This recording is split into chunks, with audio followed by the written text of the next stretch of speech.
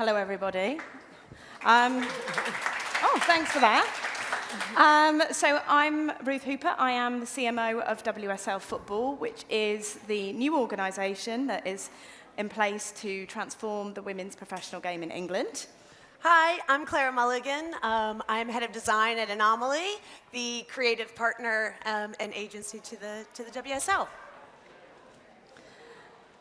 So we are just a mere 11 months old. We are a startup organisation. And 11 months ago, August last year, the women's game transitioned from the FA, or the women's professional game, the top two tiers, into our organisation, which is a standalone, independent, commercial entity.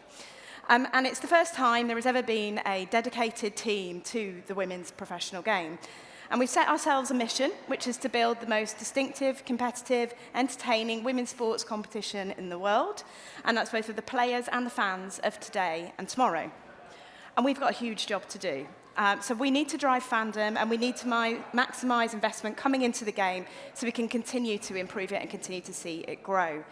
And a strong brand is foundational to all of that. And as we signify this new era, we wanted that strong brand that's going to help us create demand and help us drive value. And it all started, actually, with a name. So a few months ago, our leagues were the Women's Super League, or Barclays Women's Super League, Barclays Women's Championship, and under the umbrella of the company, Women's Professional Leagues Limited. That is a mouthful to say.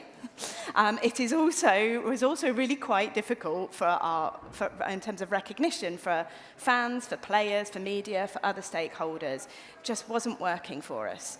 But we did have really strong brand equity in Women's Super League, or WSL. So we made the very easy decision that that's where we needed to lean into and kind of own that acronym.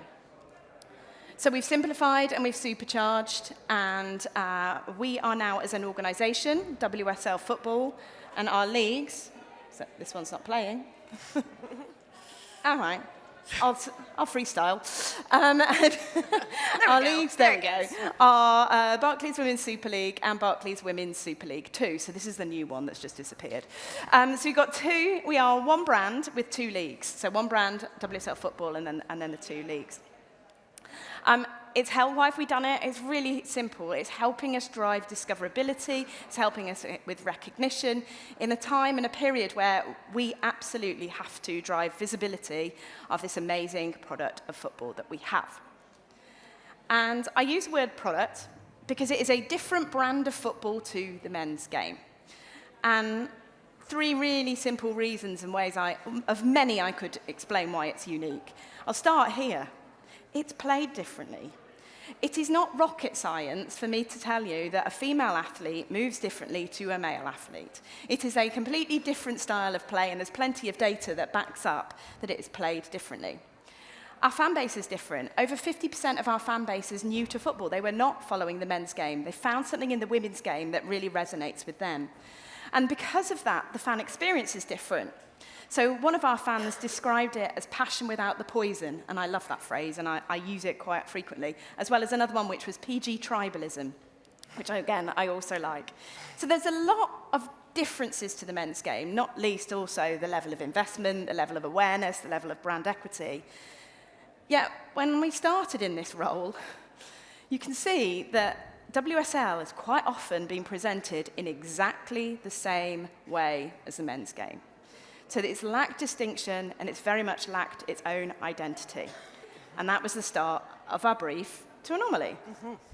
So everything we made, all creativity needed to be rooted in authenticity, not just aesthetics. We needed to bring what is different about the women's game to the surface and really embrace what makes it different and visualize that. And that is the game play. It's played differently. It's a different style. The players, they move differently, and they have a different mindset, a different physicality, and we wanted to express that. So the way we did that was tapping into a common practice within football culture, from grassroots to professional, which is using technology to track player data and using it to evolve and level up their gameplay. So biometric-based design was not just a point of inspiration. It was about tracking real movement from real players and bringing that to the fore. We wanted to represent, the way they pass, the way they run, the way they sprint, their power, their pace. And we worked with EA Sports to gather that data and then weave that into and create this pulsating game that is so distinct to the women's style of play and to women's football. So we built a brand that was born from movement. This is a brand that has authenticity at its heart, but also it was built to live and to engage beyond the traditional modes of where sport shows up, the traditional modes of engagement, and really reach those millions of people and potential fans that experience sport beyond the stadium and beyond the pitch. They experience it online, they experience it in gaming, they experience it in culture. And so this is a brand that is literally the patterns of movement from our players. It is utilizing those powers of those patterns of movement and turning it into graphics and codes that are literally our players moving around the field, their game, their style of play, and transforming it into design that is absolutely distinct and, again, based on authenticity. So that turned into a living emblem that was born from motion capture. That was turned into a word mark that has momentum kind of built into the visual DNA. The W represents a sprint, the S represents a pivot, the L represents a pass. And then those two main codes we used as kind of we laid the groundwork for the identity for the two leagues, for WSL and WSL2.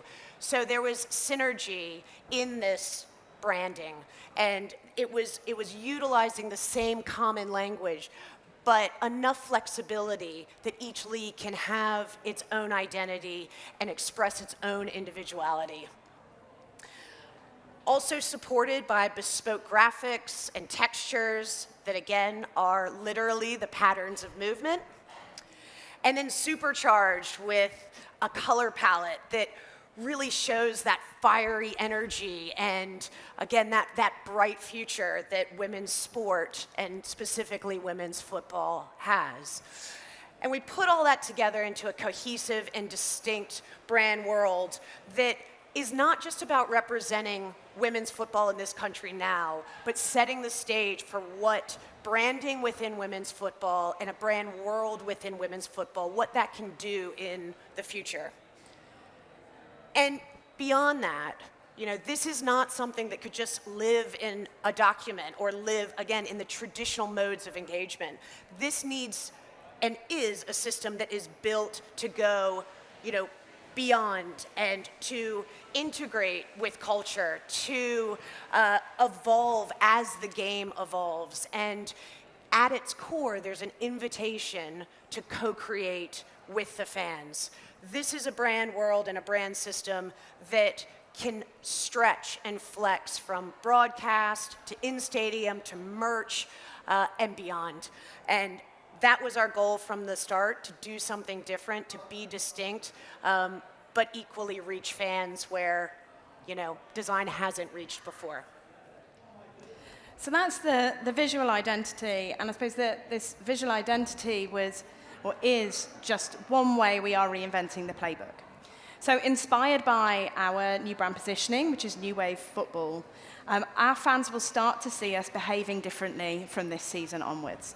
So from the way our campaigns come together, to innovation within our broadcast product, to innovation in fan experience, to the way our players are supported by us.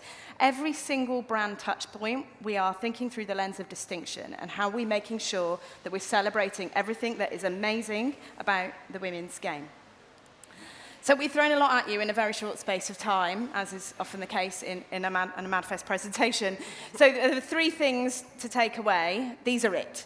First off, women's sport isn't a spin-off. Invest in it as a space of innovation. Secondly, design with your audience, not just for them. So both players and fans have been on this journey with us. And then finally, the brands that shape culture tomorrow are the ones building it today with purpose, creativity, and courage. So thanks so much for listening. We are obviously very, very passionate about women's sport and women's football. If you post about this, use some of these hashtags, and please go watch the Women's Euros. It kicks off today. Thank you.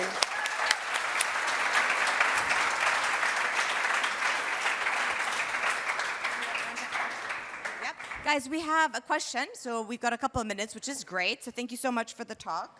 And it is, what was the inspiration for the colors and the gradient on the logo and palettes? Oh, do you want to take that? Sure. Well, I'll start with colour, and then I'll let Clara take it. I think there is a sea of sameness in sports logos. And if you look across the world, they are all a slightly different shade of navy blue, maybe with a turquoise accent and maybe with a slight deep purple accent. And if we are really truly going to be distinctive, we needed to find a different colour palette. And then we also, just from a conceptual level, not only did we need to create a color palette that was distinct, but also something that could be cohesive at the kind of WSL football level, but could be owned by each league and create that individuality that I was talking about. But importantly, it represents the energy and the momentum of this sport. There is a fierceness with our players. There's a fierceness in this sport. There's a fierceness on the pitch that we wanted to emulate. And again, not just in a physical context, but also in a digital context. So you'll notice that the palette also is native to both, it looks great in physical applications as well as digital. And that was an important flex to bake in. I love that. Thank you so much, everybody. And please, as they said, watch the Euros women's game. Yeah. Amazing. Thank Thank you. you.